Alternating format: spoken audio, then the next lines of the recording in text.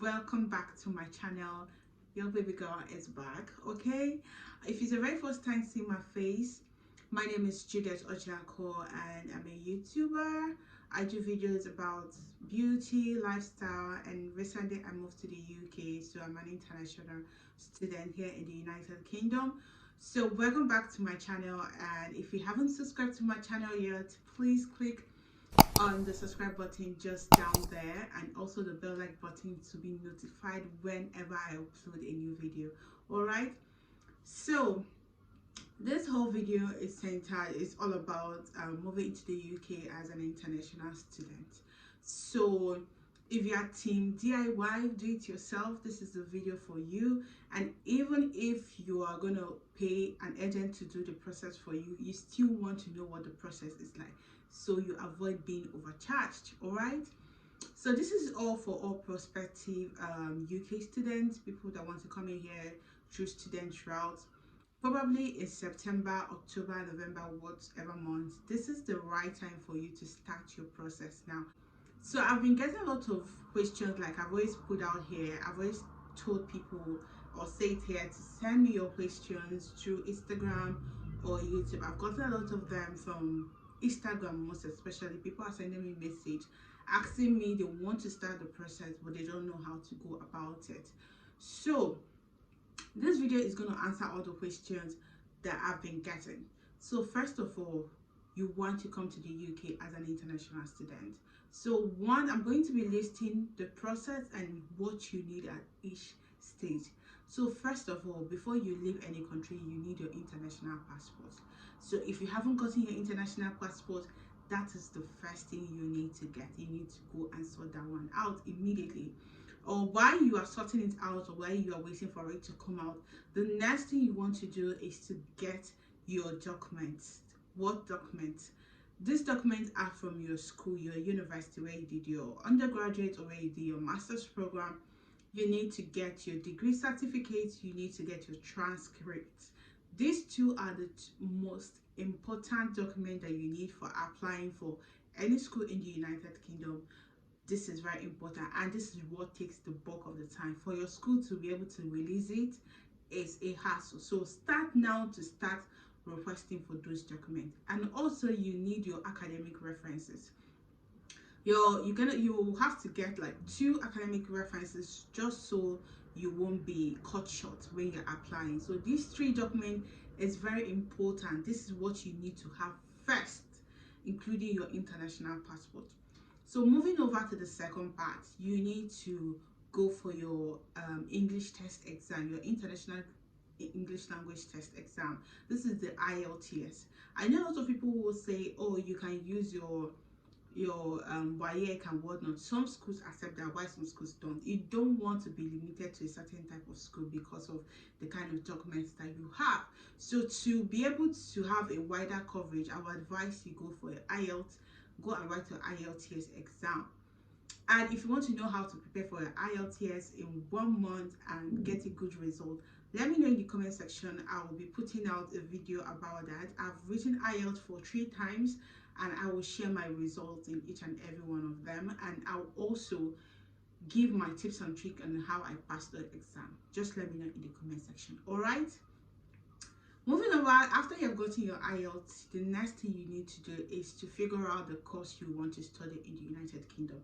Don't just go by what people are doing or what your agent tells you to do. I want you to get down and do some research. You need to find out, especially if you're working towards staying back here after your program. You want to get a course that is relevant in this country.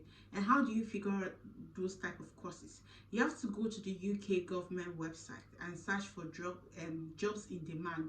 So from there, you'll be able to work out the course you can take on here, so that after your program here, you can actually get a job that will sponsor your tier 2 visa or your worker visa.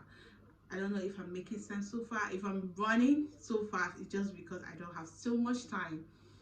So after you have figured out the course you want to do, the next thing you want to do is to search for schools. I know we are so fast to go on and figure out those cheap schools. Yeah, cheap schools are good. Nobody wants to pay expensive bills here. Trust me, it's not a good experience. But while you are looking for cheap schools, it's very important to check the track record of that school, the employability rates from that school, like the people that have graduated from there, were they able to get work? What does employers see students from a certain school from? Now you need to get this information, and it doesn't take time. It's just for you to take out one weekend and make these researches, and trust me, you get things done. So when you have checked the schools and find the school you want to do, you want to go into the school website and figure out the entry requirement for the course you want to apply. These things are not hard. Forget the fact I'm saying that they are not hard. If you go on the school website, type in the course in the search button, and it will bring out the course, and you see the entry requirements there.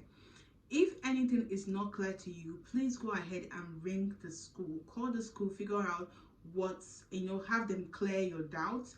If you can't even hear them, because sometimes the language can be a problem. If you can't hear them, you can tell them to slow down to get, in order to get what they're saying. But if you can't, go ahead and email them so that they will explain. Trust me, they're going to reply your email. Every school here wants to get international students. So when you are clarified, you go ahead and apply. Another hookup you're going to have during your application is to write personal statement. This is where students or prospective students pay outrageous amount to agents for them to prepare their personal statement for them. These things are not going to take you time. Trust me. If you want to see a detailed video on how to write your personal statement, let me know in the comment section. I will also be sharing my own personal statement I used to gain admission here. I did it myself. Like, this whole video is team DIY. I did my whole process myself. I got myself here, and I'm telling you, you can do it without paying a dime to anybody. And even if you want to pay a dime and you don't want to be ripped off, this is also a video for you. All right. So when you have done your personal statement, apply for the school. The school normally gives you what they call conditional offer when they actually, evaluate your application and decide to give you an offer. It's conditional offer that they will first give you. And for you not to wait so long waiting for school to reply, it's very important that you figure out from the school, you ask them when you're expecting to hear from them on the application you have submitted. This is very important so that you don't just wait on one school and you never get to hear from them. So when you ask them, they always tell you a time frame, so you follow up on them when it's approaching the end of the deadline. Or perhaps you apply for more schools, but I'm not really big on applying to 10 schools, because applying to schools here are quite cheap. You don't need to pay any amount of money. It's free, so you can apply. But for me, I would say select the best schools that you can and then apply for those schools and then follow up on them on your application.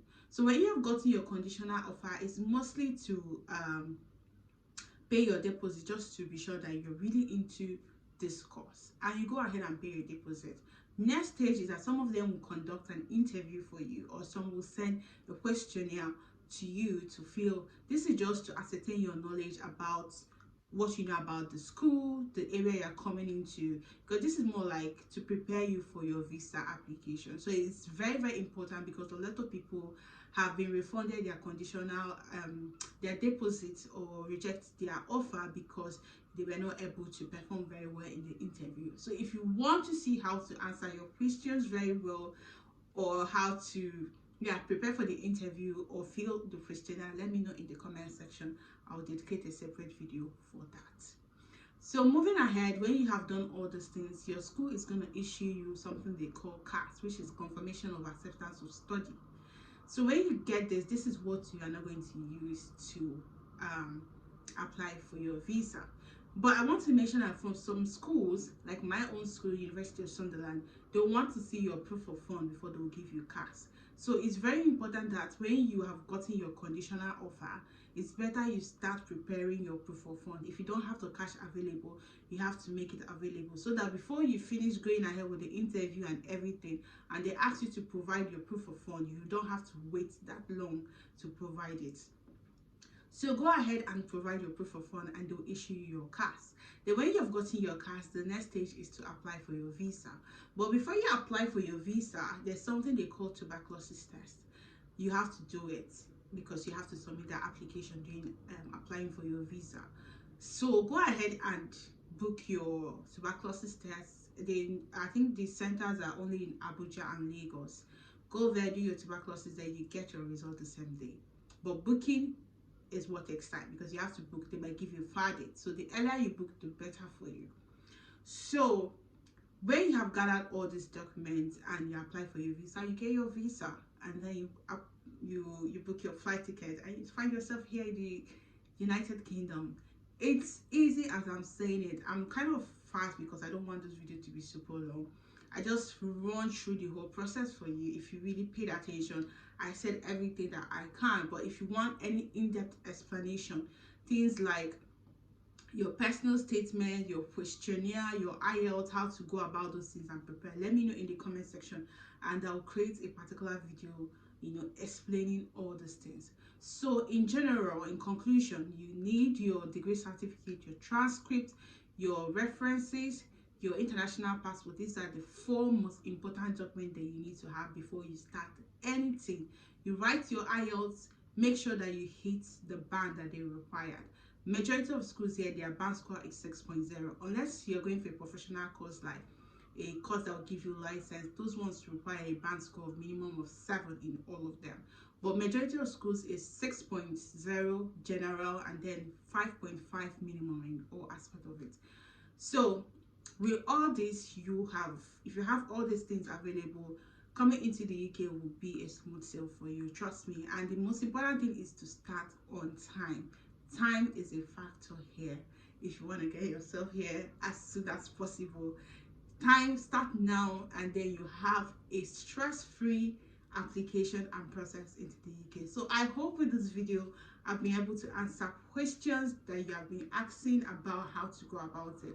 If you need more further explanation, let me know in the comment section here on this YouTube channel. And if you haven't subscribed to my channel, please do so. Subscribe to my channel, click on the bell button so you get notified.